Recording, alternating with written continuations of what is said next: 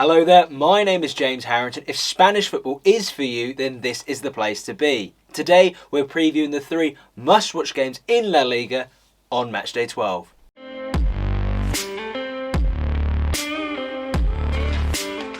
So we begin with Valencia versus Villarreal in the Derby de la Comunitat, the Valencian Country Derby, the Derby of the community. Starting with Valencia. Now Valencia started their season so well. However, they're now winless in 7 matches, coming into this match off the back of a hammering 4-1 defeat against Real Betis. Goals from Borja Iglesias, Pecela and Juanmi meant that Valencia left the Benito Villamarin empty-handed, even though they were only 2-1 down at half-time. It was a real shock result, and looking at the reflections from their captain Gaia and Bordalas in the post-match press conference, Gaia apologising to the fans and Bordalas admitting a result like this was a real step backwards. If the defeat wasn't punishment enough, one of their players who's been so key to them this season, played in every single match, Gabriel Paulista, their centre-half, picked up a knock, which meant that he is unlikely to be able to be fit for selection this weekend. But in good news for Valencia, the likes of Thierry Correa, Carlos Soler and Maxi Gomez should be fit to play Villarreal, with likes of Thierry, Carlos Soler among one of the better performers for Valencia this season, amongst the likes of Daniel Vaz and Gonzalo Guedes. It sounds obvious, but Valencia need to be a side that can test the full 90 minutes. Sometimes when you watch them, there are periods of the game that feel flat, feel uninspired. And we've seen what they can do when their engines are well and truly revving. Let's take the match before the one against Real Betis against Mallorca. Now, yes, it was a 2-2 draw, and in large parts, they were helped by the red card of their former player, now Mallorca player, Kang In Lee. But goals in the 93rd minute from Gonzalo Guedes and Gaia in the 98th just show the potential of this team, which is quite a good squad. Now they've got some tough games coming up against the likes of Villarreal, Atletico Madrid and Real Sociedad, so they're definitely looking to get some points from this match. We now turn to the visitors, Villarreal, who currently sit 13th in what really has been a disappointing start to the season, and they're currently below Valencia in the table. Now they come to this match off the back of an exciting 3-3 draw against Cadiz. Now let's talk through that game. So the second goal, which was Boulaidia's first goal since he signed from Ligue 1, and their third goal was from a player that I've profiled extensively this season, their new signing, Danjuma, getting his 5th goal in La Liga. Clearly one of the signings of the summer. However, let's put this game into perspective. So, Villarreal were at home against a side that are floating in and around the relegation zone, likely to be for the remainder campaign, and they've only won 1 match this season, the visitors.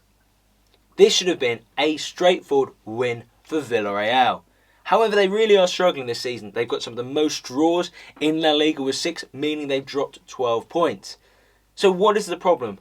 Why is Villarreal performing so poorly this season? Well, is it because of Gerard Moreno? Their top scorer last season has been unfit at times and not fully delivering at his maximum potential, but he has got some goals, I think, against Osasuna. And they do have other talented strikers, the likes of Paco Alcacer, so is it that? I'm not sure. Is it their style of play? Well, they do lead La Liga in terms of pressures and time with the ball. They like to control a match. That doesn't seem right. But is it their defence? But before the game against Cadiz, in 9 matches, they'd only conceded 7 goals and kept 5 clean sheets. So defensively, they're quite sound. It's very hard to pinpoint the problem at Villarreal at the moment.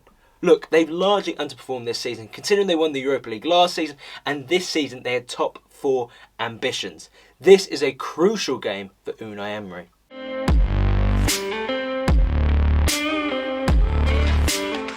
The next match that we're going to preview is Barcelona versus Alaves, and the big talking point for Barcelona is the fact that they've sacked their manager, Ronald Koeman, the Dutchman, who had been in charge for 14 months. Results really hadn't been going Koeman's way of late. Looking back to the El Clasico in a match they lost 2-1 against their bitter rivals Real Madrid, in a match that it was so easy for Real Madrid, hitting them direct on the counter-attack, Barcelona rolled over. Now that meant it was their 3rd straight El Clasico defeat, and then they went into the match against Rayo Vallecano, one of the newly promoted sides, in which they squandered a whole host of opportunities, and Rayo beat them 1-0 thanks to a goal from Falcao. With Koeman, it was never a question of if but when he was going to be sacked. To be honest, his job was teetering on the edge of a cliff from the defeat against Benfica in the Champions League 3-0 back in September. Now, it's not an easy job for Koeman considering the financial situation, the loss of big stars, and yes, last season he did get them third and to win a Copa del Rey. However, this season they just have not looked competitive and they've lost that really attractive, classy brand of possession-based football. Now, Sergio Barjuan, the Barcelona B coach, has been appointed as their interim coach, but it looks like that Koeman's successor will be Xavi. The only stumbling block at the moment is that Barcelona need to agree his release clause with the current club that he manages in Qatar, Al Sadd, rumoured to be over $1 million. Joining Xavi will be his brother Oscar, Sergio Alegre and Ivan Torres to manage the Catalan club. And it is going to be a really difficult task for Xavi. He's coming in to a side that are so far off the pace in terms of qualifying for the Champions League next season that if they don't do that, there's huge financial ramifications for the club. As well, other things that he needs to do is build upon the good things that Koeman did in terms of bringing through a number of youth players, that pipeline from the academy. What Xavi also needs to do is he needs to get the best out of his more experienced pros, like Sergio Busquets and Gerard Piqué. And finally, he needs to make a decision about those players left out in the cold, like Samuel Umtiti. The next few games for Barcelona are against the likes of Alaves, Dynamo Kiev and Celta Vigo. Then we go into the international break, and it's likely that Xavi will not be appointed first team coach until that moment. We now look at the opponents, Alaves, who are on a bit of a streak at the moment thanks to back-to-back victories. On Tuesday night, they beat Elche with a set piece from Mamadou Loam getting the goal. And in the game before that, they won 2-0 in their first away win of the season. These victories lifted them out of the relegation zone. Joselu said recently that the thing that Alaves really need to focus on is being more potent in the final third, and that couldn't be more true. They're the second lowest scorers in La Liga with 5, only one better than the lowest scorers, Getafe. A player that could help them be have more creativity this season seems to be the youngster on loan from Manchester United, Facundo Pellistri, who in both the last 2 matches that he's played, he has created goal-scoring opportunities for his teammates. And in good news for Alaves, one of their star players, their goalkeeper, Fernando Pacheco, who picked up a knock and was replaced against Elche on Tuesday night, looks like he's going to be fit for them this weekend. He's so critical if they're going to get anything from this match against Barcelona. It's a very good time for Alaves to be playing Barcelona. They're like a wounded wildebeest at the moment, unstable, and all the pressure and attention will now build back on Barcelona because no longer can they use Koeman as an excuse. So this is truly an opportunity that Alaves could see something at the Camp Nou.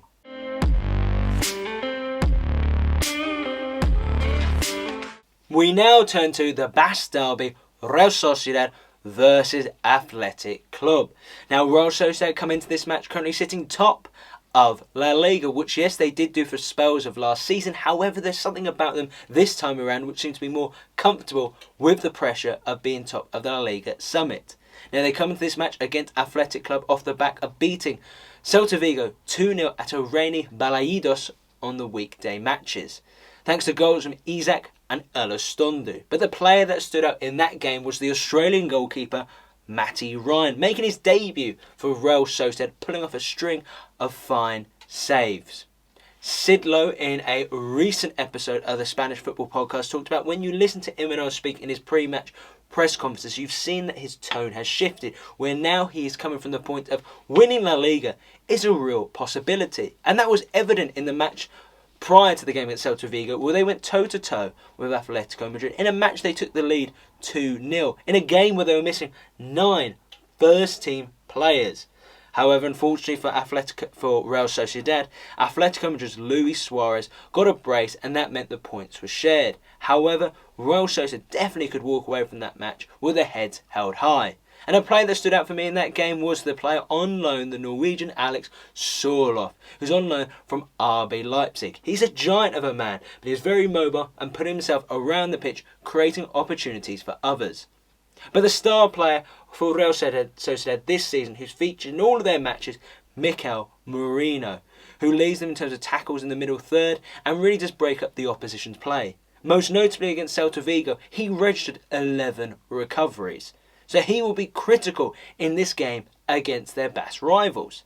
But a player who's rumoured to be fit and back in line for contention, who'll be buzzing for this game is Miguel Oyarzabal, their captain, the man who's registered 6 La Liga goals this season, will be looking to get one over on their rivals in the red and white. We now talk about the rivals Athletic Club, who are undefeated in their last 4 matches, their most recent result being its Espanyol in a 1-1 draw. But Marcelino was very keen to heap praise on the Espanyol goalkeeper Diego Lopez and his performance in that match, denying his side all 3 points.